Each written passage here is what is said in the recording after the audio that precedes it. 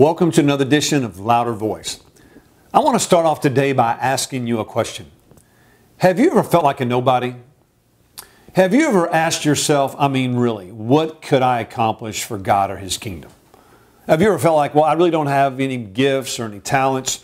Maybe you thought, my past is a little bit too shady. My closet has way too many bones for God to ever use me. Well, I assume that you must have felt that at some point. I know that I have. And I'd have to be honest today and say that sometimes I just don't like Jay Lowder. Well, today that we read about in Joshua chapter 2, a really great story. A story about the least likely, most unexpected person you would ever imagine who ends up becoming somebody great for God. So Joshua has taken over and Moses is passed away. And they are about to assault the city of Jericho. You may have heard this story. They marched around the walls and the walls came down. But before all that happened, they sent some spies into the city to do a reconnaissance mission. Well, the spies get into the city and somehow, we don't really know how because the Bible doesn't tell us, but they get connected to a lady by the name of Rahab. Rahab's no ordinary lady. Her profession, she is what the Bible calls a harlot. She's a prostitute. So you can imagine all that goes with that lifestyle.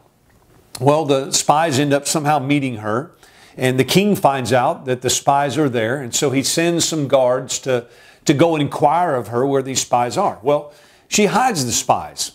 The reason is because she and that entire city had heard about the great things that God had already been doing.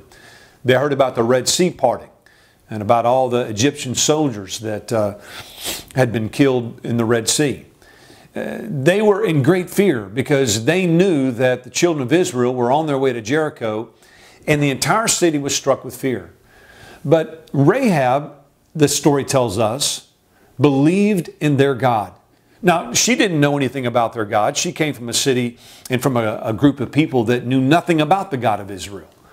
We don't know whether some night she was walking out and something about the sun or the moon or the stars, but she believed that their God was the true God. And so she hid the spies. Well, they ended up making an agreement, and she was going to leave she lived in the wall of the city, and she was going to leave a scarlet thread hanging out her window.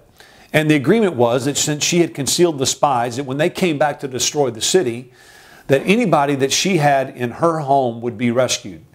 Now, you have to understand, this entire city was going to be wiped out.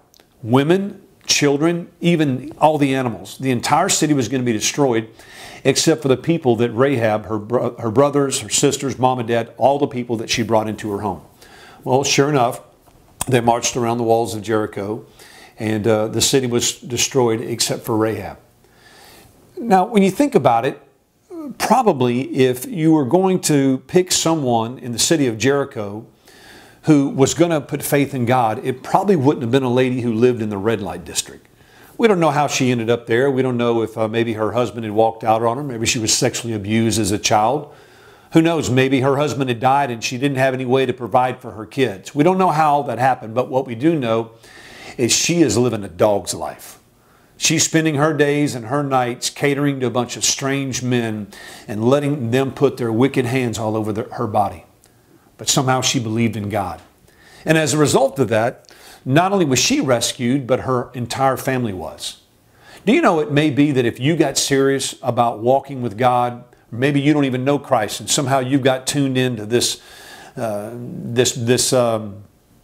segment, that if you give your life to Christ, the impact that it would have on your entire family?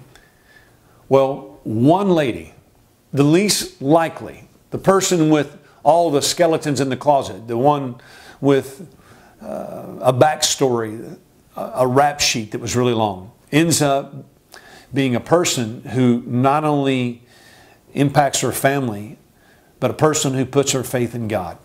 I love how the fact that sometimes God chooses the most unlikely people to do some of the most extraordinary things. I like the fact of knowing that no matter how many mistakes I've made, and God knows there's been quite a few, in spite of some of the ghosts in my past, that God still loves me and He still loves you and He can still use us to do great things. There may be people who've told us we'll never amount to anything. There may be times that we've thought we could never really do anything or accomplish anything for Christ, but those things are not true. God can and wants to use you. And Rahab is living proof of it. Her profession may have been prostitution, but her profession of faith was hanging out that scarlet cord out her window as a sign of her faith in God. Yep, Rahab the prostitute. God using people like Peter, a fisherman. People using folks like Paul, a guy that used to persecute the church and even kill Christians. God can and wants to use you.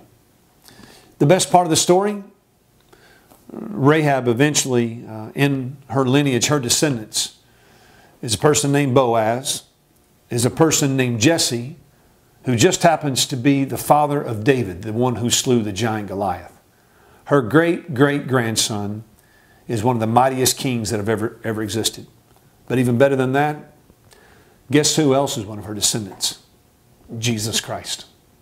If you looked in Hebrews chapter 11, this hall of faith, they call it, all the big-time people that did great things for God, the Moses and Abraham and Daniel, guess who else is listed right in the middle of that chapter? A lady by the name of Rahab. In some ways, Rahab's all of us. We all have ghosts in the closet. We all have mistakes. We all have done things that we wish we wouldn't have done. But we can also be Rahab in the sense that we can be forgiven, restored, and used to do great things for God. Never give up. Never forget He loves you. We'll see you next time.